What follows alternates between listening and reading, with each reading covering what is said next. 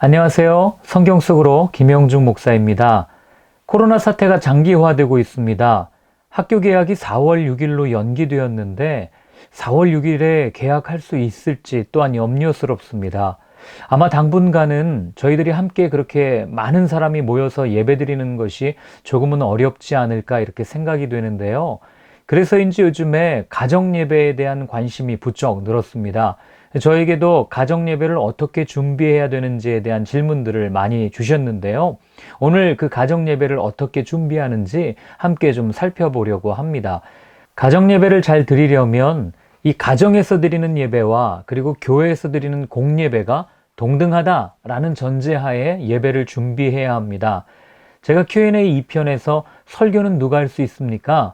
예수님을 만난 경험과 성령 충만한 사람이라면 누구나 할 수 있습니다 라고 말씀을 드린 것이 누구나 다 할 수 있다고 해서 설교의 기준 또는 설교의 질을 이렇게 하향평준화하자라는 의도로 말씀드린 것이 아닙니다. 설교를 준비하는 사람은 정말 간절한 마음을 가지고 그 메시지를 깊이 연구해야 되고 그 본문에서 하나님께서 말씀하시는 것이 무엇인지를 한 주 동안 깊이 묵상하면서 온 마음을 다하여 준비하셔야 하는 거죠.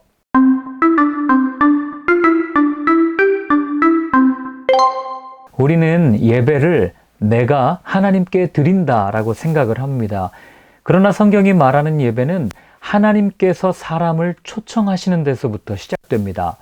이 초청, 하나님의 부르심 없이는 인간의 어떤 행위도 예배 행위가 될 수가 없습니다. 왜냐하면 예배는 사람의 주도가 아닌 하나님의 주도 아래 그에 따른 인간의 반응, 사람들의 순응으로 이루어지기 때문에 그렇습니다. 하나님께서 지금 이 시간에 우리를 하나님께 예배하도록 초청하셨다는 사실을 알리는 것이 예배의 부름이고 예배로의 초청입니다. 예배 인도자는 먼저 예배로의 초청에 관한 성구를 분명하게 낭독해야 합니다. 예를 들자면 하나님은 영이시니 예배하는 자가 영과 진리로 예배할지니라 이렇게 낭독하는 겁니다. 그리고 나서 누구에게 예배를 드리는지 분명하게 선포해야 합니다. 우리를 이처럼 예배하라고 부르신 하나님께 다 같이 예배 드립시다. 이제 다 같이 경건한 마음으로 살아계신 하나님께 예배드리겠습니다. 마음과 정성을 다하여 창조주이시며 구원해 주이신 하나님께 예배 드립시다. 이때 주의해야 될 점은 선포할 때는 뭐뭐 했으면 좋겠습니다. 우리 이제 하나님께 예배 드렸으면 좋겠습니다. 이런 표현은 좀 삼가해 주시고요. 뭐뭐 합시다. 우리 함께 하나님께 예배 드립시다. 우리는 함께 하나님께 예배합니다. 이렇게 선포하는 것이 훨씬 더 좋습니다.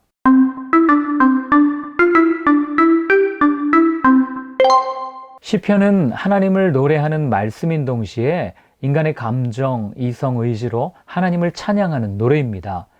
초대교회는 복음서를 낭독하기 전에 꼭 이 시편을 함께 읽음으로써 자신들이 구약으로부터 단절되어진 공동체가 아니라 구약으로부터 이어지는 하나님의 언약 백성이라는 것을 시편 낭독을 통해서 확인을 했습니다. 우리가 함께 예배할 때 시편을 낭독하는 방법은 찬송가 뒤에 붙어 있는 시편 교독문을 함께 읽든지 아니면 시편을 한 편 또는 일정 분량을 정해놓고 함께 교독 또는 합독 또는 낭독을 하는 것이 좋습니다.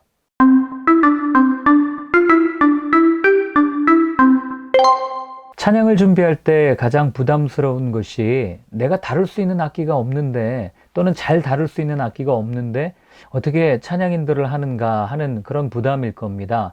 그러나 꼭 예배에 악기가 필요한 것은 아닙니다. 물론 함께 예배드리는 분들 중에 악기를 잘 연주해서 이렇게 반주를 해주실 수 있는 분이 있으면 참 좋겠지만 안 계시다면 괜찮습니다. 때로는 과도한 악기 구성이 예배의 흐름을 방해할 때가 있기 때문에 그렇습니다. 가장 좋은 악기, 하나님께서 우리에게 주신 가장 좋은 악기인 이 목소리를 가지고 함께 찬양을 부르셔도 좋습니다. 저는 예배 드릴 때 이 함께 예배 드리는 구성원들의 숨결 또 호흡을 느낄 수 있는 이 목소리로 부르는 찬양이 제일 좋더라고요. 근데 이런 게 만약에 이런 것도 좀 부담스러우시다면 요즘 유튜브 채널에 보면 이 찬양을 반주해주는 채널들이 많이 있습니다. 또 그런 것들을 이용하시는 것도 좋은 방법일 겁니다. 그런데 이 찬양을 준비할 때 또는 찬양을 인도할 때 주의해야 될 점 한 가지가 무엇이냐면 찬양을 이 곡목을 짤 때 사람의 신세나 또는 처지 아니면 어떤 이 사람의 감정을 고조시키는 찬양보다는 하나님을 높이고 예수님께서 행하신 일들을 선포하는 찬양이 좋습니다. 왜냐하면 예배는 내가 나의 만족함을 위해서 드리는 것이 아니라 하나님을 높이기 위해서 드리는 것이기 때문에 그렇습니다. 또 한 가지 팁을 드리자면 예배를 이제 찬양을 구성하기 전에 함께 예배 드리는 분들에게 한번 물어보십시오. 어떤 찬양을 부르고 싶은지. 그래서 그런 목록들을 받아서 한 주에 한 곡 정도 이렇게 같이 부르면 모든 구성원들이 예배에 함께 참여한다는 그런 인상을 줄 수 있는 좋은 팁이 될 수 있을 겁니다.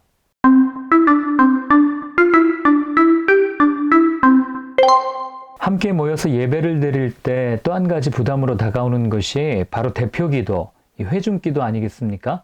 그러나 걱정하지 마십시오. 세 가지만 기억하시면 됩니다. 솔직, 간결, 간구.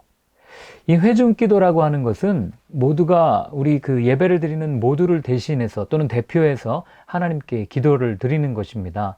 그렇기 때문에 나라와 민족 또는 교회와 선교, 개인의 기도 제목들을 이렇게 기도하는 것도 괜찮지만 그보다는 우리가 드리는 지금 이 예배를 하나님 기쁘게 받아주시옵소서라고 간구하는 것이 제일 좋습니다. 물론 교회와 또 선교, 나라와 민족 이런 기도들은 설교 후에 공동의 기도 제목들을 놓고 함께 합심으로 기도하는 것이 좋습니다. 이 기도를 할 때 주의해야 될 점은 무엇이냐면 이 기도하면서 누군가를 가르치거나 지적하려는 태도예요. 함께 기도하는 사람들이 그런 기도를 들을 때 마음이 굉장히 불편하지 않겠습니까? 그렇게 마음이 불편한 상태로 드리는 예배를 하나님이 기쁘시게 받을 리 없지 않겠어요? 그러니까 가능하면 기도는 우리의 예배를 받아달라는 그런 의미로 기도를 이렇게 드리면 좋을 것 같습니다. 그래서 기도를 준비하시는 분은 한 주 동안 말씀을 묵상하시고 또 겸손하게 아버지께 예수님의 이름으로 기도드리면 좋을 것 같습니다. 그리고 또 한 가지는 우리가 함께 기도할 때 이게 회중 기도는 나 혼자 드리는 기도가 아니잖아요. 그러니까 누구나 다 알아들을 수 있는 목소리의 크기로 정확한 발음으로 그리고 가능하면 3분 이내에 기도하시는 것이 좋습니다.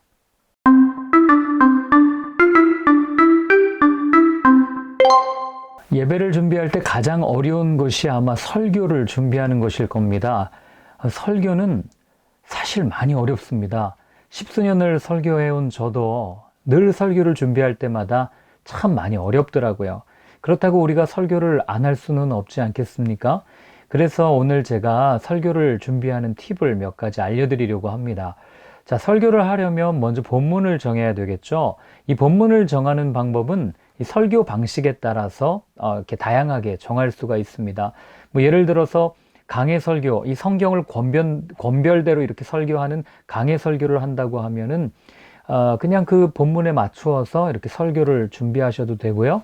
그 다음에 주제 설교, 사랑, 희생, 용기, 이런 주제들에 맞춰서 설교를 하시고자 하면 그 주제에 맞는 말씀들을 찾아서 또 설교를 준비하시면 됩니다. 또 제가 속해 있는 교단 같은 경우는 1년치 이렇게 설교 본문을 이렇게 예배 모범집으로 이렇게 내어줍니다. 그럼 그거에 맞춰서 또 이렇게 설교를 준비하셔도 되겠습니다. 자, 본문이 정해진 다음에 이제 본문을 묵상해야 될 텐데요. 이 본문을 묵상하는 방법도 여러 가지가 있습니다. 제일 많이 하시는 건 눈으로 수십 번 읽는 거죠. 계속 읽는 겁니다.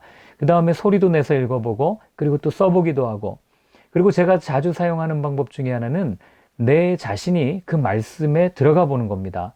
자, 예를 들자면 베드로가 예수님을 부인하는 그 사건을 가지고 설교를 한다고 하면 내가 본문 속에 들어가서 베드로의 입장이 되어서 그 본문, 그 상황을 한번 이렇게 겪어보는 겁니다. 그리고 또 다른 제자들의 모습으로 그 본문에 들어가 보기도 하고, 그리고 또 어떨 때는 예수님이 되어서 그 본문에 들어가서 베드로가 배신하는 그 모습을 보면서 이렇게 또 한번 묵상해 보기도 하고, 이런 다양한 방법들을 통해서 본문을 묵상하면 보다 깊은 메시지를 끌어낼 수 있을 겁니다.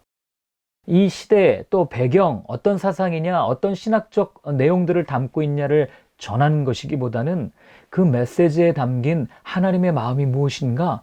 하나님께서 정말 이 시대에 우리 공동체 가운데 전하고 싶어하는 메시지는 무엇인가? 이것을 전하는 것이 중요한 것입니다. 근데 이것을 전하기 위해서는 책에서는 그게 잘 보여지지 않아요.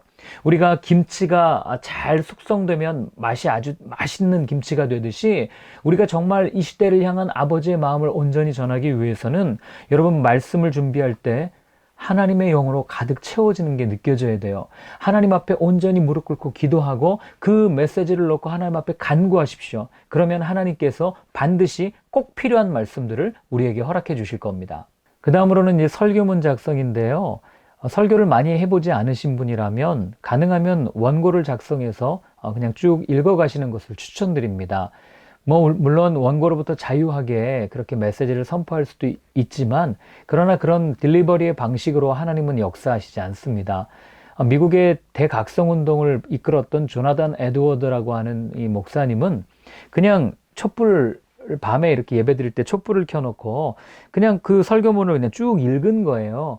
쭉 읽었는데 어마어마한 능력들이 나타났다는 것을 우리는 알고 있습니다. 그렇기 때문에 중요한 것은 그 메시지에 담겨있는 아버지의 마음과 뜻을 캐치하는 것이지 내가 어떤 방식으로 전달하느냐 그건 나중 문제라고 하는 겁니다. 자, 그렇게 설교문을 작성하고 나면 제일 중요한 것이 바로 이 퇴고하는 겁니다. 물론 우리가 처음 이제 설교를 준비하다 보면 기도도 많이 하고 또 하나님께서 부어주시는 특별한 마음들이 있어요. 이것저것을 막 갖다 쓰고 하고 싶은 말들을 다 붙입니다. 그런데 이걸 그대로 전하면 반드시 거기에서 상처받는 사람들도 생깁니다. 그래서 중요한 것은 마지막에 그 원고를 좀 다듬는 작업들을 해야 됩니다. 기도하면서 이게 정말 내 생각인지 아니면 하나님께서 주신 마음인지를 분별할 수 있는 시간을 갖는 거죠. 특정인을 향한 마음이 표현되었다면 꼭 삭제하셔야 되고요. 본인의 주장이 강하게 표현되어 있어도 삭제하셔야 됩니다. 또한 적절하지 않은 예화도 삭제해 주시는 것이 좋습니다. 그럼에도 이게 훈련이 안 되어 있으신 분들은 이렇게 많이 부담스러우실 텐데, 그러면 여러분들이 매일 혹시 큐티 하시는 분이 계시다면 월요일부터 주일까지 매일 하셨던 큐티 중에 한 본문을 선택해서 보다 더 깊게 묵상하고 나누셔도 좋을 것 같고요. 그리고 그것도 부담스럽다. 그럼 교회에서 정해주시는 본문을 묵상하시고 나누셔도 되고, 그리고 그것도 부담스럽다. 그러면 교회에서 제공하는 설교문을 같이 나누어서 읽든지 다 같이 읽든지 아니면 교회에서 제공해주는 온라인 설교, 온라인 영상을 시청하셔도 괜찮습니다. 왜냐하면 설교가 예배의 전부가 아니기 때문에 그렇습니다. 그리고 마지막으로 팁을 하나 드리자면 그래도 설교가 너무 어렵고 이게 조금 부자연스럽다 하신 분들이 계시다면 그냥 성경을 읽는 겁니다. 20분이면 20분, 30분이면 30분 이렇게 시간을 정해놓고 그 시간 동안 일정 분량을 서로 교독 또는 합독 또는 단락을 나누어서 성경을 읽어가는 겁니다. 이것도 굉장히 좋은 방법이에요. 설교는 이 목사 또는 어떤 한 개인에 의해서 해석된 메시지라면 이 성경은 하나님의 말씀이기 때문에 그렇습니다. 그래서 설교가 정 부담스럽고 어려우시면 그냥 함께 모여서 말씀을 쭉 읽으십시오. 제가 예전에 공동체 예배를 드릴 때 빌립보서를 그냥 쭉 읽었었던 적이 있는데 설교를 대신해서 그때 큰 은혜가 있었습니다. 그래서 여러분 꼭 무언가를 전해야만 하나님께서 역사하시고 은혜를 받을 거다 그런 생각을 깨시고 그냥 하나님의 말씀에 집중하시는 것도 좋은 방법일 겁니다.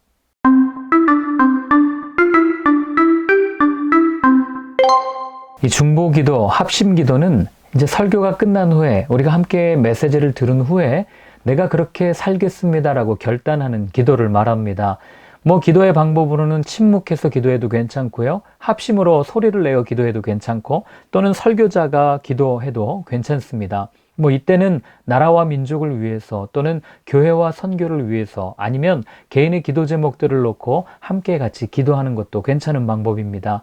그렇게 기도하고 나서 예배 인도자는 마무리 기도를 통해서 이제 모든 기도가 끝났다는 것을 알려주면 됩니다.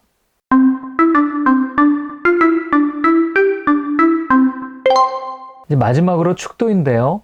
이 축도가 사실 가장 예민한 문제 중에 하나입니다. 목사들만 해야 된다고 생각하기 때문에 그렇습니다. 그런데 말씀으로 축복하는 것이 언제부터 목사들의 전유물이 되었는지는 잘 모르겠습니다. 심지어 성도님들 중에서도 이 축도를 듣지 않으면 예배를 드린 것 같지 않아 뭔가 좀 찜찜해 라고 말씀하시는 분들도 계십니다. 그러나 여러분, 목사가 복의 수여자가 아니에요. 복을 주시는 분은 오직 하나님 한 분이십니다. 목사는 교회 공동체를 잘 목양하라고 부르심을 받은 그런 사람일 뿐입니다. 그래서 제가 예전에 공동체 예배를 드릴 때 이제 축도를 해야 되는데 저 혼자 이제는 우리 주 예수 그리스도의 은혜와 이렇게 축도를 한 것이 아니라 다 같이 축도를 했습니다. 그렇다고 다 같이 손들고 이제는 우리 주 예수 이렇게 한 건 아니고요. 말씀을 한 구절을 읽었습니다. 한번 찾아볼까요? 민수기 6장 24절부터 26절입니다. 여호와는 내게 복을 주시고 너를 지키시기를 원하며 여호와는 그의 얼굴을 내게 비추사 은혜 베푸시기를 원하며 여호와는 그 얼굴을 내게로 향하여 드사 평강 주시기를 원하노라 할지니라. 이렇게 함께 읽고 그 다음에 서로를 향해서 축복해 주면 됩니다. 이걸로 좀 부족하다 그러면 다른 구절 읽으셔도 됩니다. 우리 한번 찾아보겠습니다. 고린도후서 13장 13절입니다. 주 예수 그리스도의 은혜와 하나님의 사랑과 성령의 교통하심이 너희 무리와 함께 있을지어다. 아멘. 이렇게 읽으시면 되는 거예요. 말씀을 한 번 더 읽어서 좋고 그리고 또 서로 말씀으로 축복해서 얼마나 좋습니까? 예배에 관한 잘못된 인식 중 한 가지가 내가 예배를 통해서 무언가를 자꾸 받아야 된다는 생각이에요. 내가 은혜를 받아야 된다는 생각입니다. 그래서 사람들은 다양한 방법을 통해서 은혜를 받으려고 노력하지만 그건 가만히 보면 은혜이기보다 자기 만족일 때가 참 많다는 겁니다. 예배에서 받는 그 은혜는 마사지와도 같습니다. 우리 마사지 받잖아요. 마사지 처음에 받으면은요, 아주 약한 자극에도 굉장히 시원합니다. 그러나 그게 반복되면 같은 세계의 이 자극으로는 만족을 못 느껴요. 그래서 더 강한 자극을 원하고 더 세게 주물러야 시원하다 이렇게 우리는 느낍니다. 마찬가지로 우리가 처음에 교회 갈 때 예수님을 만났을 때는 그냥 예배드리는 자체가 좋았습니다. 찬양해도 또 그냥 기도를 들어도 감사가 있었고 은혜가 있었지만 언제부턴가 자꾸 내 만족, 내 마음에 빈 것을 무언가 자꾸 채우려고 하니까 그런 데서 채워지지 않는 것을 경험하면 나중에는 그런 것 내가 은혜가 채워지지 않으면 예배에 은혜가 없다 이렇게 예배를 평가하는 평가자로 변질되기 쉽다는 거죠. 예배는 하나님의 은혜를 받는 자리이기에 앞서서 하나님이 나를 받으시는 자리입니다. 예배를 통해서 자꾸 무언가 은혜를 받으려고만 한다면 그 예배는 출발부터 생각과 태도가 빗나간 것입니다.